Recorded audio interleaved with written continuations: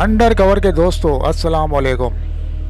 सामईन कराम, तारीख़ इस्लाम गवाह है कि यहूदियों को अगर दुनिया में कहीं पनाह मिली तो वो इस्लाम की आगोश में मिली, और तारीख़ इसमें भी गवाह है कि यहूदियों ने अपनी रियासत के क़याम के लिए मुसलमानों की मरकज़ी हुकूमत की पीठ में छुरा घोंपा।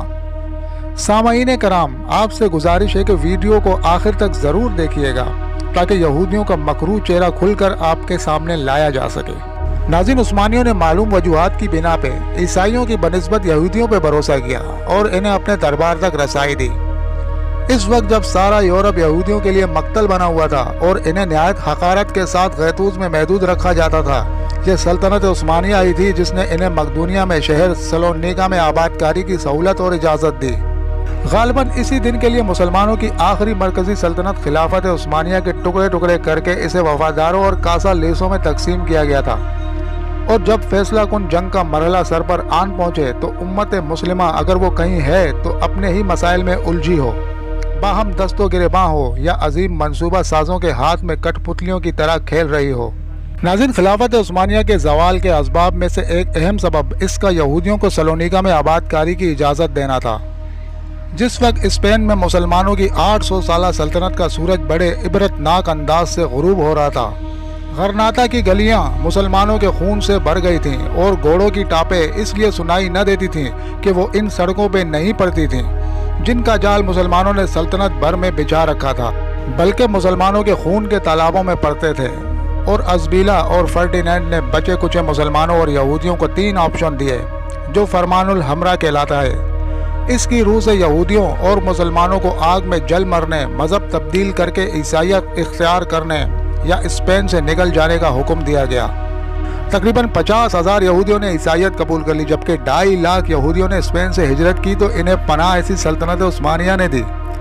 ये याद रखना चाहिए कि शहर सलोनिका में यहूदी कबल मसीह से ही आबाद थे, लेकिन सेनेट पाल की यहाँ आमद ने इस शहर में ईसाइयों की तादाद में इजाफा कर दिया।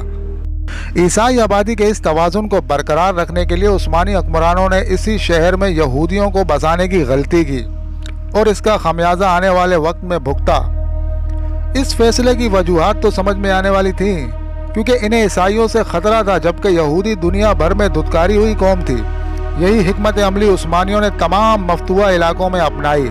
यहूदियों की तरफ उस्मानियों की दरिया दिली का नतीजा ये निकला कि बाद में यूरोप भर से निकाले और मारे जाने से बच रहने वाले यहूदियों ने इसी शहर में इनके साए तले पनाह ली, हत्ता कि यह सल्तनत और यूरोप का सबसे बड़ा यहूदी आबादी वाला शहर बन गया।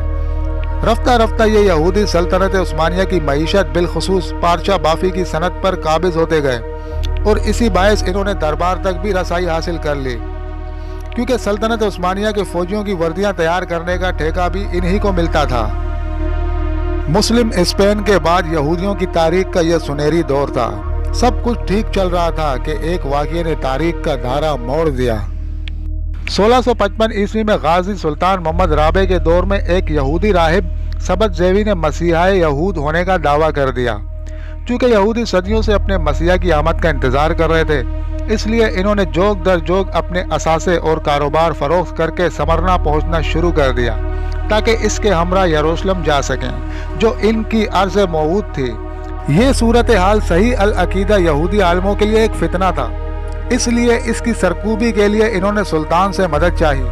जब सुल्तान ने सबत ज़ेवी को दरबार तलब किया तो इसके मोतकद यहूदियों का ख्याल था कि वो कोई ऐसा मौजज़ा दिखाएगा कि यरूशलेम आज़ाद होकर इनके कब्ज़े में आ जाएगा। लेकिन हुआ ये कि जब वो दरबार पहुंचा तो इसने इस्लाम कबूल कर लिया। अभी यरूशलेम की आज़ादी का वक्त नहीं आया था और इस्लाम कबूल करने में ही आफियत थी।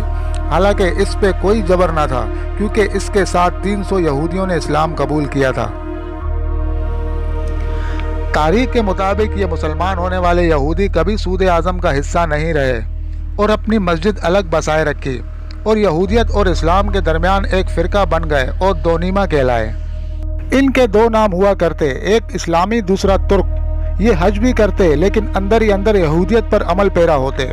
बाद अज़ा जब खिलाफत उस्मानिया कमज़ोर पड़ी और इसके खिलाफ तहरीकें उठी तो तुर्क जवानान तहरीक, जिसने सकूत खिलाफत उस्मानिया में अहम किरदार अदा किया, इनकी अक्सरियत इन्हीं लोगों पर मुश्तमिल थी और इनका हेड क्वार्टर सलोनिका ही था, जिसे 2 सदी कबल एक यहूदी शायर ने इसराइल की माँ करार दिया था।